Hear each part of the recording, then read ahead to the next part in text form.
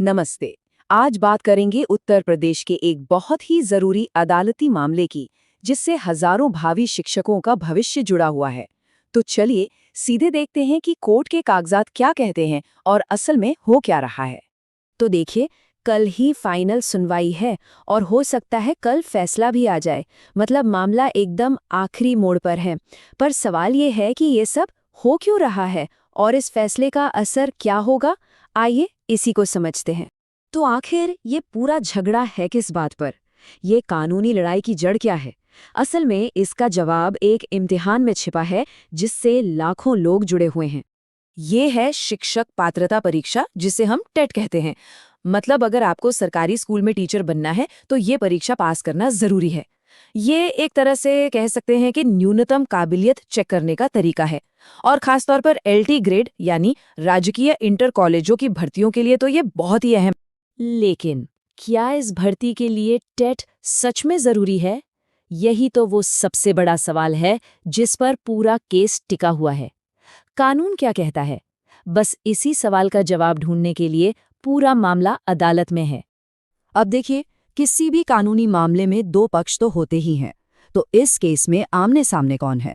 चलिए एक नजर डालते हैं कि इस बहस के मुख्य खिलाड़ी कौन है। तो देखिए, मामला एकदम सीधा है। एक तरफ है याचिकाकर्ता जयहिंद यादव और कुछ और लोग, जिनकी तरफ से केस लड़ रहे हैं सीनियर एडवोकेट अशोक खरे। ये लोग कह रहे हैं कि टीईटी जरूरी नहीं होना चाहिए। और दूसरी तरफ है उत्तर प्रदेश सरकार, जो अपने नियमों का बचाव कर रही है। चलिए अब सारी अटकलों और अफवाहों को एक तरफ रखते हैं और सीधे सबूत देखते हैं। मेरे कहने का मतलब है कोर्ट का ऑफिशियल ऑर्डर। इससे ही हमें पता चलेगा कि पिछली सुनवाई में आखिर हुआ क्या था। ये जो आप देख रहे हैं, ये वही ऑफिशियल ऑर्डर है इलाहाबाद हाई कोर्ट का। अब हम जो भी बात करेंगे वो इसी दस्तावेज के आधार पर करेंगे, ताकि कोई कंफ्यूजन न रहे और हमें सबसे सही जानकारी मिले। तो इस ऑर्डर से सबसे पहली और साफ बात जो पता चलती है वो ये है कि जो याचिकाकर्ता हैं उनकी तरफ से बहस पूरी हो चुकी है। सीनियर एडवोकेट अशोक खरे ने अपनी सारी दलीलें कोर्ट के सामने रख दी हैं। हाँ, तो अब आता है कहानी में ट्विस्ट। जब सरकार की बारी आई जवाब देने की, तो उनके वकील ने और समय मांग लिया। और वजह क्या बताई? कोर्ट के ऑर्डर में साफ साफ लिखा है कि उनके निर्देश पूरे नहीं हैं। सीधे सीधे कहें तो सरकार की तरफ से पूरी तैयारी नहीं थी। और बस इसी वजह से 6 जनवरी को जो सुनवाई होनी थी, उसका नतीजा ये हुआ कि केस को आगे के लिए टाल दिया गया। लेकिन रुकिए, इस ऑर्डर का सबसे जरूरी हिस्सा अब आता है। पॉइंट नंबर 4, जरा इस पर ध्यान दीजिए। इसमें साफ लिखा है कि अगली सुनवाई कल यानी 7 जनवरी 2026 को होगी।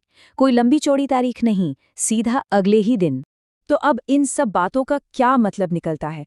मतलब ये कि हम एक ऐसे मोड़ पर आ गए हैं जहां से फैसला बस कुछ ही दूर है। सब कुछ अगली सुनवाई पर टिका है, और वो कल ही है। तो अब तक जो कुछ हुआ उसे फटाफट समझ लेते हैं। 6 जनवरी को सुनवाई टल गई। क्यों? क्योंकि सरकारी वकील को तैयारी के लिए और वक्त चाहिए था। और अब सबकी निगाहें टिकी हैं 7 जनवरी पर, जब फाइनल सुनवाई होनी है। और पूरी उम्मीद है कि इसी दिन कोई बड़ा फैसला भी आ जाएगा। और आखिर में वही सबसे बड़ा सवाल कि इस फैसले का असर क्या होगा। देखिए, ये मामला सिर्फ कुछ लोगों का नहीं है। कोर्ट का जो भी फैसला आएगा वो तय करेगा कि उत्तर प्रदेश में भविष्य में टीचरों की भर्ती का तरीका क्या होगा। इसका सीधा असर हजारों लाखों उम्मीदवारों के सपनों पर